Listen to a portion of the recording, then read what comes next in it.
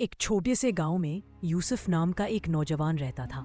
اس کے والدین اس کے بچپن میں دنیا سے چلے گئے تھے، اس لیے گاؤں کے لوگ ہی اس کے لیے گھر والوں جیسے تھے۔ یوسف بہت محنتی تھا، مگر قسمت جیسے اس کا ساتھ نہیں دے رہی تھی۔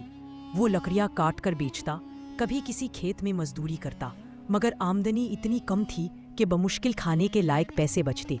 یوسف کی زندگی کا سب سے بڑا سہارا اس کا ایمان تھا۔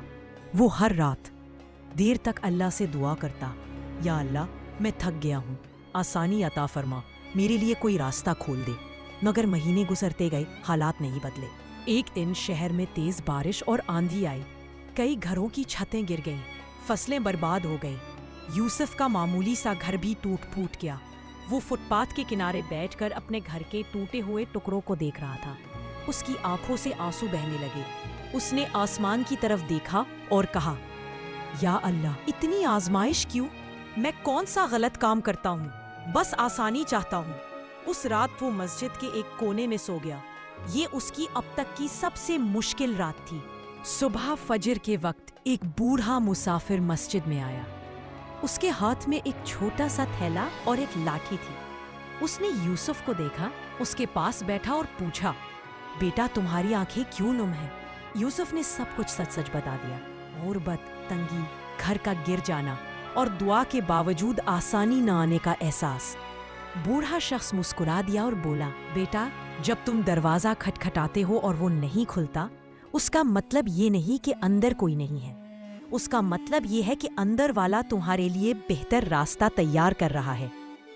بوڑھے نے اسے ایک چھوٹی سی تھیلی دی۔ یہ کچھ سکے ہیں، مگر اصل چیز سکے نہیں، اصل چیز یہ نصیحت ہے۔ دعا مانگتے رہو، مگر صرف زبان سے نہیں، محنت اور یقین سے بھی۔ اللہ تمہاری آواز سنتا ہے، کبھی دیر کرتا ہے مگر کبھی اندھیرا کرتے ہوئے نہیں۔ بوڑھا مسافر یہ بات کہہ کر مسجد سے نکل گیا۔ یوسف نے آنکھ جھپک کر دیکھا تو وہ کہیں نظر نہیں آیا، جیسے غائب ہو گیا ہو۔ یوسف نے اس نصیحت کو دل میں بٹھا لیا۔ اگلے ہی دن وہ شہر گیا اور پرانے ٹوٹے ہوئے لکڑی کے ٹکڑوں سے چھوٹی چھوٹی خوبصورت چیزیں بنانا شروع کی۔ لکڑی کے فریم، کھلونے اور چھوٹی کشتیوں کے ماڈل۔ اس نے محنت کی، ہر دن نئی چیزیں سیکھی۔ کچھ دن بعد ایک تاجر وہاں آیا اور یوسف کے ہاتھ سے بنی چیزیں دیکھ کر حیران رہ گیا۔ یہ سب تم نے بنایا ہے؟ یوسف نے ہاں میں سر ہلایا۔ تاجر بولا، میں یہ سارا سامان خریدتا ہوں، اور اگر تم چاہو تو میرے ساتھ شہر میں آ کر کام کرو۔ یوسف کے لیے یہ زندگی کا سب سے بڑی خوشخبری تھی۔ اس کا فن لوگوں میں مشہور ہونے لگا۔ اس نے نیا گھر بنایا، اپنے جیسے غریب بچوں کو سکھانا شروع کیا، اور ہر رات دعا کرتا، یا اللہ شکر ہے تو نے میرا دروازہ کھول دیا۔ ایک شام ایک بوڑھا شخص شہر کے دروازے پر بیٹھا تھا۔ اس کے ہاتھ میں وہی لاٹھی تھی۔ یوسف گیا، اس کے قدموں میں بیٹھ گیا اور کہا، آپ وہی ہیں نا جنہوں نے مجھے وہ نصیحت دی تھی؟ بوڑھے نے مسکرا کر کہا، بیٹا جس دن تم نے دعا میں سچائی اور محنت شامل کی، اس دن تمہارا دروازہ کھل گیا تھا۔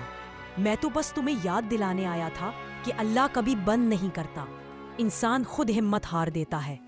اور یہ کہتے ہی وہ دوبارہ مجمع میں گم ہو گیا۔ یوسف نے آسمان کی طرف دیکھا اور آنکھوں میں آنسو لیے کہا، یا اللہ واقعی تو سب سننے والا ہے اور بہترین وقت پر دینے والا ہے۔ دعا کبھی رائیگاں نہیں جاتی۔ اللہ دیر سے دیتا ہے مگر بہترین دیتا ہے۔